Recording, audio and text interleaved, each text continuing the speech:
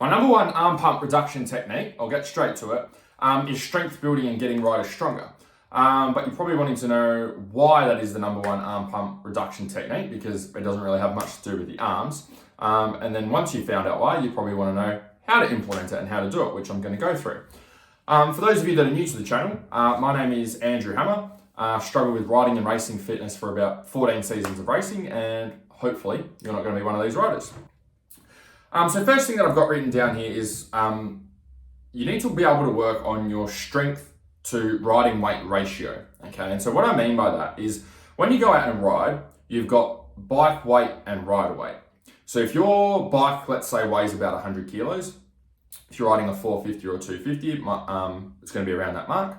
So we've got a 100 kilo bike, plus we've got your rider weight on top of that. Okay, so if you weigh 100 kilos and the bike weighs 100 kilos, that's a total of 200 kilos. And so if you're doing, say, a 3-hour enduro, you need to be able to wrestle around and have the strength to move or wrestle, tackle 200 kilos for a 3-hour period of riding.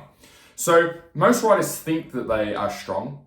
Most riders think that they have a level of strength that's good enough to be able to ride the bike. And so it's not about whether you're strong or not, it's about how strong. So we've got this 180 kilos here that we're trying to move. So if all of your gym training is using very light weights, let's say you go to the gym and you do squats with 20 kilos, then the strongest or the most weight you can move is 20 kilos. But then on the weekend, we're trying to move around 200 kilos. So you can see the gap between the training strength and the riding and racing strength that's required. There's quite a big gap there. And so what we want to do with our training during the week is we want to minimize that gap and make that as small as we can. So if you can start lifting weights and get yourself stronger and move 50 kilos or move 80 kilos or start doing reps with 100 kilos, all of a sudden we shorten that gap between both of those. Now the reason that that's important is because when you can get yourself stronger, the bike is going to feel much lighter. Okay, so think about it. If you're twice as strong as you are now, when you get on a 100 kilo bike, the 100 kilo bike is going to feel a lot lighter for you. And if you can get it to feel a lot lighter, you're going to use a lot less energy when you ride, and you're going to feel a lot less fatigued. And if we can do that, then you can ride harder for a longer period of time. Okay, so that's step one. Now, step two, you're probably wondering, okay, well, how does building strength and making the bike feel lighter, how does that help with the arm pump side of things? So when you're on the bike, we'll give you a bit of a demonstration. We have what I call like the 80-20 rule. Okay, when you're riding, I think it would be fair to say roughly 80% of the load in the riding is done with everything from head to toe, excluding your arms. And then we've got about 20% of the load, which is going through your hands, your forearms, your arms, and maybe up into your shoulders. But most of all, when we're riding, and we're in the, let me get into the position here, and we're in the attack position, most of the work is being done through here, okay? All through here, all through the legs. That's where most of the work is being done. Minimal amounts of work are being done through the hands and the arms. Or should be anyway, because you should be gripping on tight with your legs. So what we want to do is if you're getting arm pump as you continue to ride through a ride or race, is we want to make sure that we continue to hold that 80-20 rule, okay? And so what happens for a lot of riders is they'll be out riding and they don't have the right level of strength. And so they start off well and they start off strong when they're fresh at the start, but they fatigue quite quickly. And because they fatigue quite quickly, instead of their body doing 80% of their work and their arms and their hands doing maybe, and shoulders doing maybe 20% of the work, that ratio starts to change.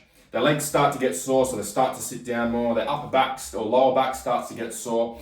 They're not as strong. They're not manhandling the bike. They're not gripping on with their knees as much. And so what happens at that point is that ratio starts to change. So now instead of your legs and all of these bigger muscle groups doing 80% of the work, now they start to do 70% of the work, 60% of the work, 50% of the work. And so once we start to get down to around 60% of the work, that means the rest of the work needs to be made up somewhere else. And what happens is we start to grip on tighter and we start to use our hands and arms a lot more to try and move the bike around rather than using these big muscle groups. So we might have 60% of the work being done over here, and then we've got 40% of the work being done over here. And so once we get that to that point where our hands and arms are doing a lot more of the work and our legs and bigger muscle groups are doing a lot less of the work, these small muscles that aren't made to do that much work pump up. And that's because they've been overworked. Okay, the same way as if you overwork any other muscle group in the gym. So how do we actually take the load off our arms? If we can get the rest of our body stronger, we can keep that 80-20 ratio for a longer period of time. So that goes into step 3. You're probably going, okay, well, all right, that makes sense. How do I get stronger? What exercises do I need to do? Because you've probably heard at some stage that lifting heavy weights is going to give you arm pump. So what you need to do is make sure you're using the right type of strength training movements to build the right type of strength. Okay, and we want to build strength from head to toe as one big system. We don't want to be isolating muscle groups like this, because that's not how you move when you're on the bike. Okay, and that's one of the things that makes riding so hard, is that every muscle from head to toe is working together as one system. That's why it's so taxing. That's why it causes so much fatigue. So the way that you train strength for that is you use what's called multi-joint movements with a weight bar.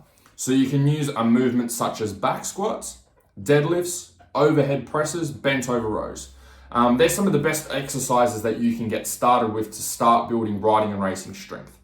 I mean, the great thing about those exercises and using a weight bar is you can slowly progress them by adding a little bit more weight, little bit more weight, little bit more weight as you get stronger. And as we go back to point 1, we're closing that gap between how strong you are and how much weight you're moving on the bike.